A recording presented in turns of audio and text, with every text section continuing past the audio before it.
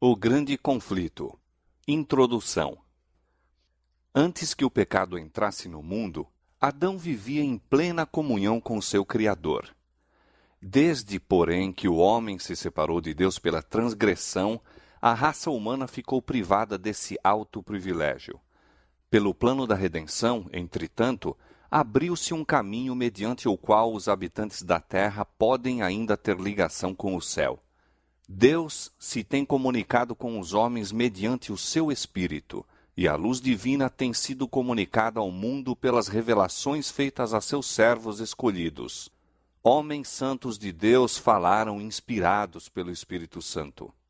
Durante os primeiros 25 séculos da história humana, não houve nenhuma revelação escrita.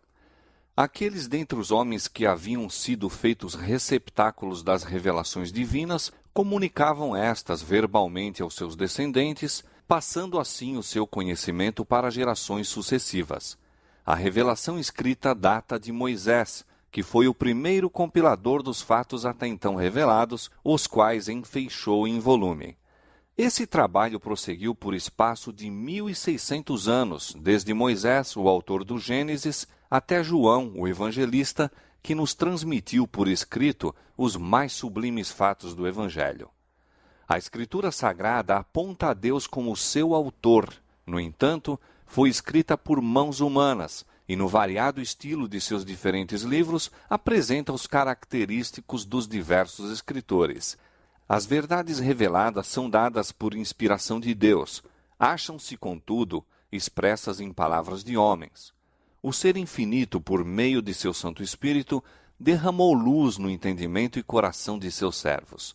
Deu sonhos e visões, símbolos e figuras, e aqueles a quem a verdade foi assim revelada, concretizaram os pensamentos em linguagem humana. Os 10 mandamentos foram pronunciados pelo próprio Deus e por sua própria mão foram escritos. São de redação divina e não humana. Mas a Escritura Sagrada, com suas divinas verdades, expressas em linguagem de homens, apresenta uma união do divino com o humano. União semelhante existiu na natureza de Cristo, que era o Filho de Deus e Filho do homem. Assim, é verdade com relação à Escritura, como foi em relação a Cristo, que o Verbo se fez carne e habitou entre nós. João 1,14. Escritos em épocas diferentes, por homens de origem e posição diversas, e variando entre si quanto à sua capacidade intelectual e espiritual, os livros da Bíblia oferecem um singular contraste de estilos e uma variedade de formas dos assuntos expostos.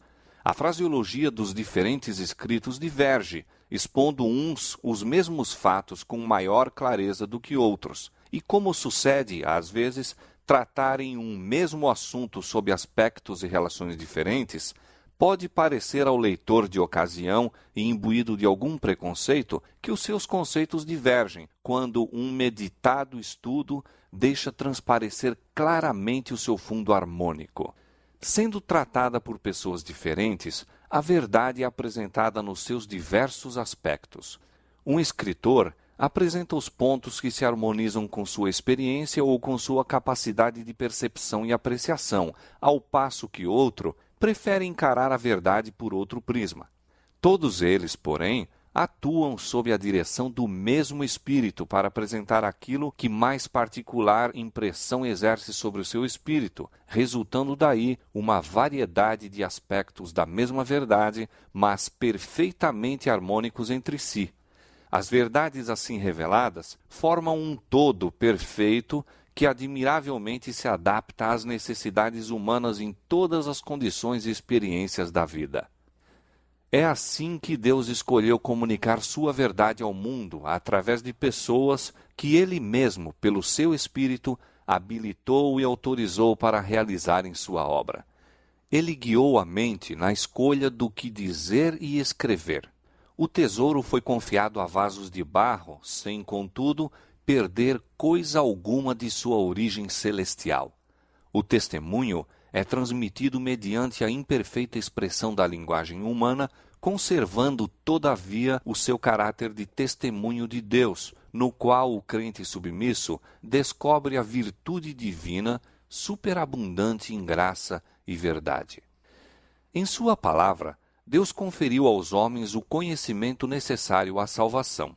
As Santas Escrituras devem ser aceitas como autorizada e infalível revelação de sua vontade. Elas são a norma do caráter, o revelador das doutrinas, a pedra de toque da experiência religiosa. Toda Escritura é inspirada por Deus e útil para o ensino, para a repreensão, para a correção, para a educação na justiça, a fim de que o homem de Deus seja perfeito e perfeitamente habilitado para toda boa obra. 2 Timóteo 3, 16 e 17. Todavia, o fato que Deus revelou sua vontade aos homens por meio de sua palavra não tornou desnecessária a contínua presença e direção do Espírito Santo. Ao contrário, o Espírito foi prometido por nosso Salvador para aclarar a palavra a seus servos, para iluminar e aplicar os seus ensinos. E visto ter sido o Espírito de Deus que inspirou a Escritura Sagrada, é impossível que o ensino do Espírito seja contrário ao da palavra. O Espírito não foi dado, nem nunca o poderia ser, a fim de sobrepor-se à Escritura, pois esta explicitamente declara ser ela mesma a norma pela qual todo o ensino e experiência devem ser aferidos. Diz o apóstolo João: não creiais a todo o Espírito, mas provai se os Espíritos são de Deus, porque já muitos falsos profetas se têm levantado no mundo. 1 João 4:1. E Isaías declara: a lei é o testemunho. Se eles não falarem segundo esta palavra, não haverá amanhã para eles. Isaías 8:20. Muito descrédito tem acarretado à obra do Espírito Santo o erro de certa gente que, presumindo-se iluminada por ele, declara não mais necessitar das instruções da palavra divina. Tais pessoas agem sob impulsos que reputam como a voz de Deus às suas almas. Entretanto, o espírito que as rege não é de Deus. Essa docilidade às impressões de momento, com desprezo manifesto no que ensina a Bíblia, só pode resultar em confusão e ruína, favorecendo os desígnios do maligno. Como o ministério do Espírito tem importância vital para a Igreja de Cristo, é o decidido empenho de Satanás, por meio dessas excentricidades de gente desequilibrada e fanática, cobrir de opróbrio a obra do Espírito Santo e induzir o povo a negligenciar a fonte de virtude que Deus proveu para o seu povo. Em harmonia com a palavra de Deus, deveria seu Espírito continuar sua obra durante todo o período da dispensação evangélica. Durante os séculos em que as Escrituras do Antigo Testamento, bem como as do Novo, estavam sendo dadas, o Espírito Santo não cessou de comunicar luz a mentes individuais, independentemente das revelações a serem incorporadas no cânon sagrado. A Bíblia mesma relata como, mediante o Espírito Santo, os homens receberam advertências, reprovações, conselhos e instruções em assuntos de nenhum modo relativos à outorga das Escrituras. E faz-se menção de profetas de épocas várias, de cujos discursos nada há registrado. Semelhantemente, após a conclusão do cânon das Escrituras, o Espírito Santo deveria ainda continuar a sua obra, esclarecendo, advertindo e confortando os filhos de Deus. Jesus Cristo prometeu a seus discípulos: o Consolador, o Espírito Santo, que o Pai enviará em meu nome, esse vos ensinará todas as coisas e vos fará lembrar de tudo quanto vos tenho dito. João 14:26. Quando vier aquele Espírito de verdade, ele vos guiará em toda a verdade e vos anunciará o que há de vir. João 16:13. As Escrituras claramente ensinam que estas promessas, longe de se limitarem aos dias apostólicos, se estendem à Igreja de Cristo em todos os séculos. O Salvador afirma a seus seguidores: estou convosco todos os dias até a consumação dos séculos. Mateus 28:20. E Paulo declara que os dons e manifestações do Espírito foram postos na Igreja para o aperfeiçoamento dos santos, para a obra do ministério, para a edificação do corpo de Cristo, até que todos cheguemos à unidade da fé e ao conhecimento do Filho de Deus, a varão perfeito, à medida da estatura completa de Cristo. Efésios 4, 12 e 13. A favor dos crentes da igreja de Éfeso, o apóstolo Paulo orava para que o Deus de nosso Senhor Jesus Cristo, o Pai da glória, vos conceda espírito de sabedoria e de revelação no pleno conhecimento dele, iluminados os vossos olhos do vosso coração, para saberdes qual é a esperança do seu chamamento e qual a suprema grandeza do seu poder para com os que cremos, segundo a eficácia da força do seu poder. Era a ministração do Espírito, na iluminação do entendimento e desvendação dos olhos do espírito humano para a penetração das coisas profundas da palavra de Deus, que o apóstolo suplicava para a igreja de Éfeso. Depois da maravilhosa manifestação do Espírito Santo no dia de Pentecoste, Pedro exortou o povo a arrepender-se e batizar-se em nome de Cristo para a remissão de seus pecados. E disse ele: E recebereis o dom do Espírito Santo, porque a promessa vos diz respeito a vós, a vossos filhos e a todos os que estão longe, a tantos quanto Deus nosso Senhor chamar. Atos 2, 38 e 39. Em imediata relação com as cenas do grande dia de Deus, o Senhor, pelo profeta Joel, prometeu uma manifestação especial de seu Espírito. Joel 2, 28. Esta profecia recebeu cumprimento parcial no derramamento do Espírito no dia de Pentecoste, mas atingirá seu pleno cumprimento na manifestação da graça divina que acompanhará a obra final do Evangelho. A grande controvérsia entre o bem e o mal há de assumir proporções cada vez maiores até o seu final desenlace. Em todas as épocas, a ira de Satanás esteve voltada contra a Igreja de Cristo, motivo pelo qual Deus a dotou do seu Espírito e de sua graça, para que pudesse enfrentar todas as oposições do mal. Ao receberem os apóstolos a incumbência de levar o Evangelho até os confins da terra e escrevê-lo para gerações futuras, Deus lhes deu a iluminação do seu Espírito. À medida, porém, que a igreja se aproxima da hora de sua libertação definitiva, Satanás há de agir com redobrada energia. Ele desceu a vós e tem grande ira, sabendo que já tem pouco tempo. Apocalipse 12, 12. Ele operará com todo o poder e sinais e prodígios de mentira. 2 Tessalonicenses 2, 9. Durante 6.000 anos, esse espírito superior, que ocupou outrora lugar preeminente entre os anjos de Deus, tem estado devotado a uma obra de destruição e engano. E toda a habilidade e astúcia satânicas adquiridas, toda a crueldade desenvolvida nessa luta de longos séculos, serão empregadas contra o povo de Deus no conflito final. É nesse tempo, cheio de perigos, que os seguidores de Cristo terão de anunciar ao mundo a mensagem do segundo advento de Cristo, a fim de preparar um povo imaculado e irrepreensível para a volta do Senhor.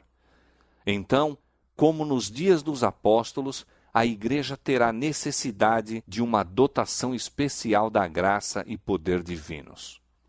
Mediante a iluminação do Espírito Santo, as cenas do prolongado conflito entre o bem e o mal foram patenteadas à autora destas páginas. De quando em quando me foi permitido contemplar a operação, nas diversas épocas, do grande conflito entre Cristo, o príncipe da vida, o autor de nossa salvação, e Satanás, o príncipe do mal, o autor do pecado, o primeiro transgressor da santa lei de Deus. A inimizade de Satanás para com Cristo manifestou-se contra os seus seguidores. O mesmo ódio aos princípios da lei de Deus, o mesmo expediente de engano, em virtude do qual se faz o erro parecer verdade, pelo qual a lei divina é substituída pelas leis humanas e os homens são levados a adorar a criatura em lugar do Criador, podem ser divisados em toda a história do passado. Os esforços de Satanás para representar de maneira falsa o caráter de Deus, para fazer com que os homens nutram um conceito errôneo do Criador e assim o considerem com temor e ódio em vez de amor, seu empenho para pôr de parte a lei divina, levando o povo a julgar-se livre de suas reivindicações, e sua perseguição aos que ousam resistir a seus enganos têm sido prosseguidos com persistência em todos os séculos. Podem ser observados na história dos patriarcas, profetas e apóstolos, mártires e reformadores.